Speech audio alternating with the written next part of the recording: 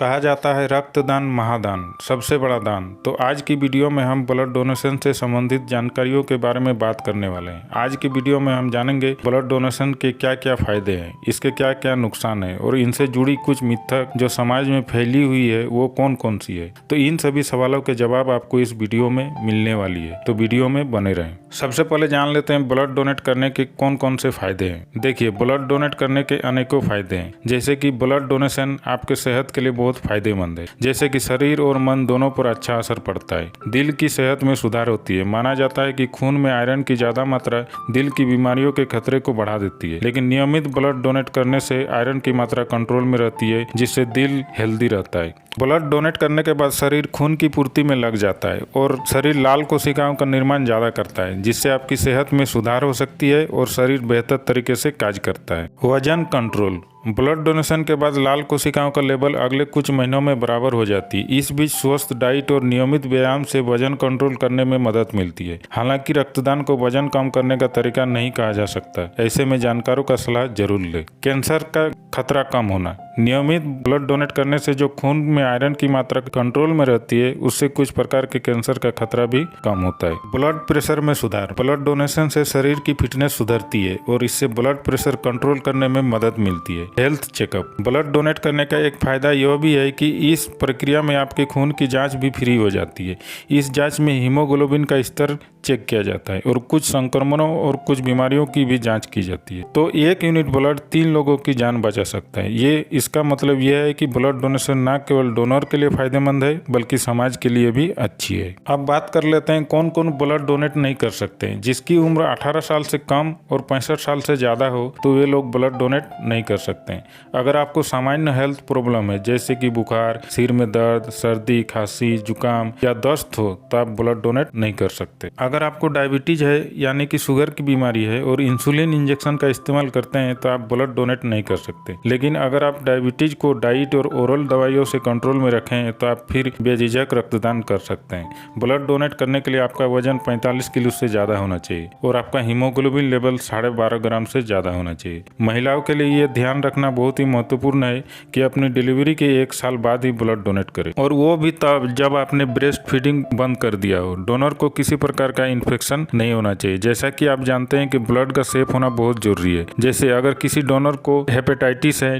TB है, HIV है, leprosy है या कैंसर है, तो वो ब्लड डोनेट नहीं कर सकते। डॉक्टरों का मानना है कि अगर कोई हार्ट पेशेंट है या फिर उसे हार्ट से संबंधित कोई प्रॉब्लम है, तो उसे भी ब्लड डोनेट नहीं करना चाहिए। कुछ दवाइयां ऐसी होती है जो डोनर या रिसीवर या दोनों को जोखिम पैदा कर सकती है। इसलिए अगर आप किसी मेडिकल ट्रीटमेंट में हैं, तो डॉक्टर की सलाह लेने के बाद ही ब्लड डोनेट करें। अब बात कर लेते हैं ब्लड डोनेट करने के लिए किन किन बातों का ध्यान रखना चाहिए। ब्लड किसी लाइसेंस वाले ब्लड बैंक में ही डोनेट करें, जहां एक डॉक्टर भी मौजूद हो। रक्तदान करने से पहले कुछ हल्का खाएं, पानी पिए और खुद को अच्छे से हाइड्रेट करें। ये आपको कमजोरी से बचाने में मदद करता है। रक्तदान के 1 दिन पहले शराब ना पिए और कम से कम 2-3 घंटे पहले धूम्रपान ना करें। रक्तदान करने के लिए जाने से पहले अपना पहचान पत्र अवश्य ले जाए, क्योंकि डोनर को रजिस्ट्रेशन करना आवश्यक है और उस रजिस्ट्रेशन के दौरान आपको प्रमाण पत्र भी देना पड़ता है। ब्लड डोनेट के तुरंत बाद न उठे, कम से कम 5 से 10 मिनट का आराम अवश्य करें। रक्तदान के बाद कुछ ऐसा खाएं जिसमें चीनी भरपूर हो, ताकि एनर्जी जल्दी वापस आ जाए। अगले 24 से 48 घंटों तक नियमित फ्लूइड ले, अपने आप को हाइड्रेट रखें।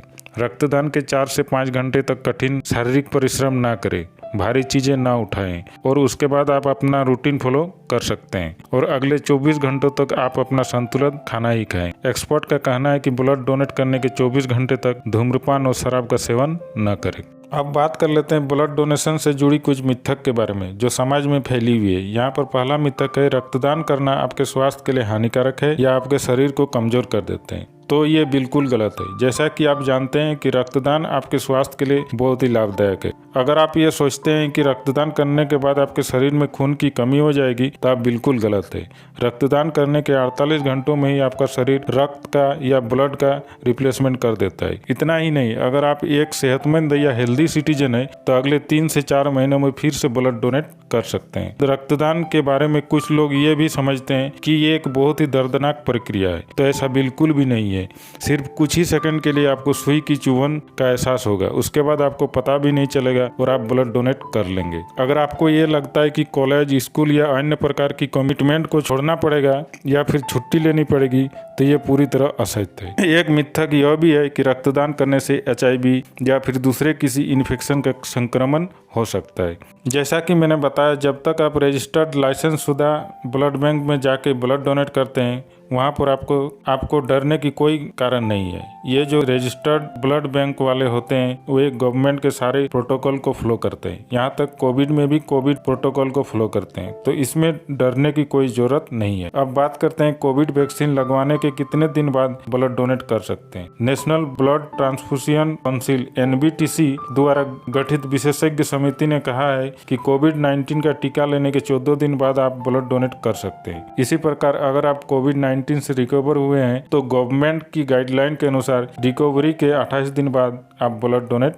कर सकते हैं। अब जान लेते हैं कि ब्लड बैंक में ब्लड की कमी से किन किन पेशेंट को नुकसान हो सकता है। तो हमारे देश में जरूरत के मुताबिक 70 मिलियन यूनिट ब्लड की कमी है। आपके द्वारा डोनेट की गई ब्लड से कई लोगों की जिंदगियां बच सकती है और उनकी जरूरतें पूरी हो सकती है। जैसे कि उन पेशेंट को जिन्हें ब्लड डिसऑर्डर है, जिन्हें जैसे कि सिकिल सेल एनीमिया या थैलेसेमिया, इस बीमारी में पेशेंट को लाइफ भर ब्लड ट्रांसफ्यूजन की जरूरत पड़ती है, जिसकी वजह से उसे रेगुलर इंटरवल्स में ब्लड की जरूरत पड़ती है। एक्सीडेंट या ट्रॉमा विक्टिम को भी ब्लड डोनर की आवश्यकता होती है, क्योंकि उसे बहुत सारा खून बह जाता है, जिसकी वजह से उसको ब्लड रिप्लेसमेंट की जरूरत पड़ती है। कैंसर पेशेंट को भी ब्लड या ब्लड के कंपाउंड की जरूरत पड़ती है और अन्य सर्जरी के दौरान भी पेशेंट को ब्लड का यूज किया जाता है, क्योंकि सर्जरी के दौरान ब्लड लॉस हो जाता है, जिसकी वजह से उन्हें ब्लड रिप्लेस करना जरूरी हो जाता है। इसके अलावा डिलीवरी के दौरान भी गर्भवती महिलाओं को ब्लड लॉस होता है, तो इन महिलाओं को भी ब्लड देने की जरूरत पड़ती है। तो उम्मीद है कि ब्लड डोनेशन से जुड़ी जो भी सवाल थे